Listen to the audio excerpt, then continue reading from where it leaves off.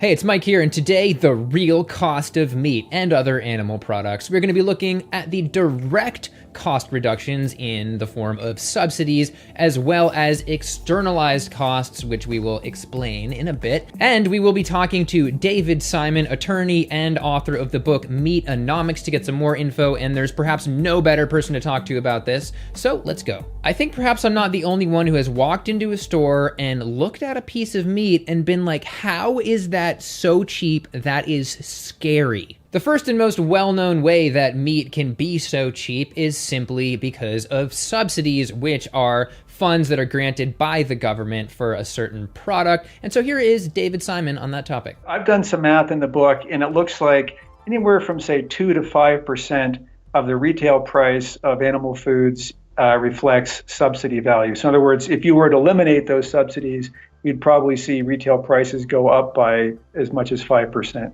It's not a huge number, but there are a lot of other things that affect the retail prices of animal foods as well. Yeah, up to 5% doesn't sound like that much. For example, if you're maybe spending $5 on chicken wings, that could only be 20 cents different. But if you think about the end cost in a store and how much goes into that, it's possible that they were only spending 50 cents on that raw chicken meat instead of 70 cents, for example. So that is actually a huge difference. And either way, it totals up to a huge figure, which is $38 billion in animal product subsidies.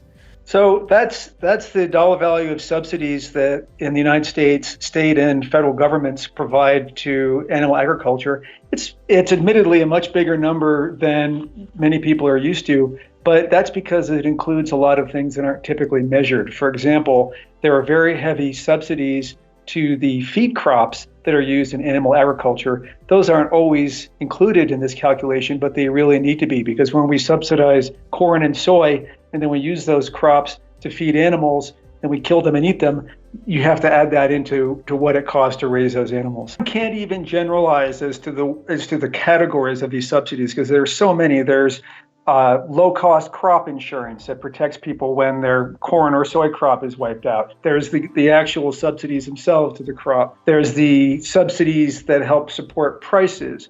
There are things in dozens and dozens of categories that make this an incredibly complicated calculation. So I had to ask David, why do these animal product industries have such an edge over, for example, the plant industries such as fruits and vegetables, the healthier ones? I think it probably relates to an historical advantage that the animal agriculture industry has had in influencing legislation, particularly in Congress, where the Farm Bill passes every 4 or 5 or 6 years, and that's where these subsidies are entrenched. And the people who grow mangoes and blueberries and mushrooms just don't have the same economic strength, which translates into political strength to get subsidies passed for them. And in contrast, subsidizing plants could have a ridiculously positive effect. This study looked at adding a 10% subsidy to produce, to fresh whole plants, and also some other benefits in the realm of SNAP programs. And they found that it would prevent nearly 250,000 heart disease-related deaths over the next 15 years, which is ridiculous. And that's just heart disease. How much is that worth? Now let's talk about costs beyond subsidies, because true cost is not just the amount that is paid at the counter, it is also the cost that is accrued by everybody else down the line. These are externalized costs, and here is David on that subject. An externalized cost is a cost that the parties to a transaction don't bear, but impose on a third party. So as an example, if you take your garbage to the front of your driveway and let the garbage people pick it up and you pay them to do that, you internalize that cost. Whereas if you do something else with your garbage, like throw it in a park, you externalize that cost. The animal food industry externalizes about $414 billion of costs each year and essentially shifts those costs onto U.S. consumers and taxpayers. What that means is that they are able to charge much, much lower retail prices for their goods than they would otherwise. For example, a Big Mac that might cost $5 today if you go to McDonald's really should cost about $13 if you add in all of the externalized costs. Yeah, you heard that right. If you really want to cover the cost of a Big Mac, well, you might be paying Ronald McDonald $5 at the corner. Ronald McDonald scares the crap out of me, by the way. You also need to be paying another $8 or so for a total of $13, and that money would have to go to a ton of different people to offset all the down-the-line costs. Environmental costs related to very intensive agricultural practices that cause erosion, that cause degradation of rivers, lakes, and streams, climate change. We talk about massive healthcare costs of over $300 billion, fishing costs associated with overfishing our oceans, and all of those externalized costs add up to over $400 billion. And to truly appreciate those externalized costs, we have to zoom out and ask some big questions like, how much is the rainforest worth? Because the leading cause of rainforest destruction is animal agriculture by far. Or maybe how much is the Gulf of Mexico worth? Because we dump a good portion of the 35 billion humans worth of solid waste that animal agriculture creates in the United States into the Gulf of Mexico, which kills it dead, creates a dead zone. We might ask, how much is a river worth? And this study actually did look at the value of a river in terms of tourism alone, but there's so much more than that. There's the value of clean drinking water and so forth. And these are known as ecosystem services, and they're pretty hard to calculate because ecosystems are super complicated, but this very brazen group of researchers has been doing just that for a couple decades now, and the result of this study is that our world's ecosystem services and natural capital totals about $125 to $145 trillion of value per year. In addition, between their original estimate in 1997 and an estimate in 2011, they say that we've lost about $4 to $20 trillion worth of that value from changes in land use. And that is super important because about 30% of the world's ice-free land is used to raise livestock. And again, it's the leading cause of Amazon destruction and a major contributor to desertification depending on the area. So we can bet a large chunk of that money is due to animal agriculture land use. And zooming out to what might be the ultimate value is a planet Earth with a stable climate. And looking in terms of climate change and greenhouse gas emissions, the two FAO reports are 14.5% to 18%. Either way, it's a leading or the leading emitter of greenhouse gas is animal agriculture. And so how about that? How much is that worth? How much is the planet worth to you, huh? And externalized costs are also directly on people as well. Where I am currently in Iowa, whenever a CAFO or pig factory farm moves in, the smell is really bad and you have flies everywhere, and that makes the property value drop of any house in the area. So immediately they come in and it's kind of like stealing tens of thousands of dollars from their neighbors. And another one, what is the cost of PTSD in slaughterhouse workers? These are all important questions. But perhaps the biggest slice of the pie goes to externalized healthcare costs. And well, yeah, a lot of people are choosing to eat these products which they know to be unhealthy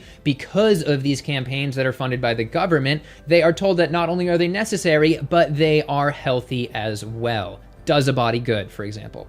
So while you would certainly say that animals are the ultimate victims once again, there are still people who are the victims of this messaging, especially children who are given all these products, and the result is more chronic diseases and obesity at a younger age. And I have a whole video on healthcare and how much we would save by changing our diet, and I will link that below. I think it's also important to move on and cover checkoffs because they play an important role in the price of meat. No, I'm not talking about checkoff. Whether it's beef, dairy, eggs, or pork, most animal products have commodity checkoff programs which are run by the government and use their money to try and increase demand as much as possible, and that comes from a portion of these animal product sales. There are a few myths about checkoffs. For one thing, the industry likes to perpetuate the myth that checkoffs are essentially private organizations. But in fact, they're created in Congress, they're overseen by the USDA, and the US Supreme Court has said that when a checkoff speaks, for example, when it tells you beef, it's what's for dinner, milk does a body good, pork, the other white meat, the US Supreme Court says that is the federal government speaking a message called government speech, which is a highly protected form of free speech. So in fact, that's a government message. That's not private industry. That's your government, the USDA, telling you eat more beef, eat more pork, drink more milk.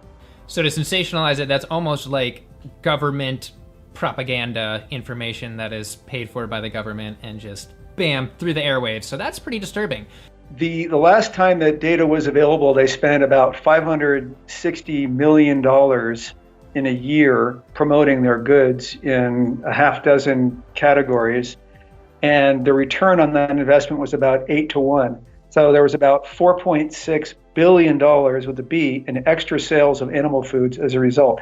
You may be familiar with one of the checkoffs, the egg board, for attacking just mayo, for making mayo that doesn't have eggs. And the egg board often oversteps their bounds. They were taken to court for starting to launch a $3 million ad campaign against a new law that would help various animals like hens and pregnant pigs and calves. It would stop them from being confined in a way that keeps them from, quote, turning freely, lying down, standing up, or fully extending their limbs. Incredible evil egg board. And while I'm talking about the US here, a lot of this does apply to other countries. In Australia, for example, we have Meat and Livestock Australia, which is funded via the government from a portion of sales.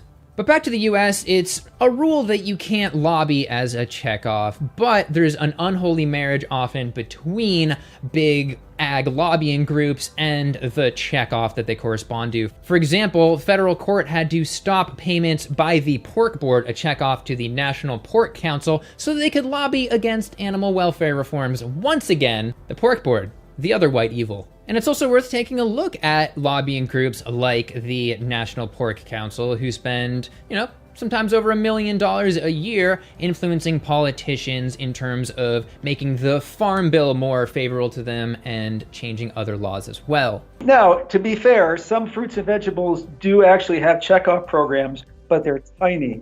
They are completely tiny, and the amounts of money are not significant. If you look at the amount of money that dairy alone spends, it dwarfs a dozen fruit and vegetable checkoffs or more. And for the final kicker, animal products can sometimes cost you money when you didn't even buy them at all. For example, the government will often buy up excess dairy or eggs. They bought $20 million of excess cheese in 2016. There's been a lot of interest around the world in passing a meat tax. We've seen this. We've seen interest both in the U.S. and in Europe and South America, and I think that it's leading to the conclusion that at some point it's inevitable. We're going to tax meat. If you look back to 1950, nobody would ever think that we'd be taxing tobacco, but we tax it very, very heavily today, and those taxes are very effective, both at raising money and reducing consumption. So I do think that we're gonna see that in our lifetimes. So in conclusion, while subsidies might not make up a huge fraction of cost at the counter of meat and other animal products, we're still looking at $38 billion in subsidies throughout the production process of these animal products. And probably more importantly, we are looking at a massive amount of externalized costs, about up to 3 times that of what you might pay at the counter. So in the end, the true cost of meat is very high in a lot of ways for the environment, in terms of greenhouse gas emissions, in terms of the rainforest, in terms of our waterways, in terms of our health, in terms of our social situations, and so forth. All right, special thanks to Luigi24 for suggesting this topic under last week's video. I was able to get it to you guys this week, sadly 1 day later, but I still did it. And also special thanks to David Simon for coming on the show, and definitely go to Amazon and check out his book for all of the real in-depth information. And speaking of Amazon, I made an Amazon wish list, which, well, some of it is important camera stuff that I do feel like I need. Some of it is also just ridiculous fun stuff, like a caveman costume, which some could say I do need. Gotta rebut those paleos in a theatrical manner. It's the only way that works. All right, that's it. There's a like button that you are welcome to smash, and that subscribe button, you can slam that as well, and the notification bell. All right, thank you for watching. See you next time.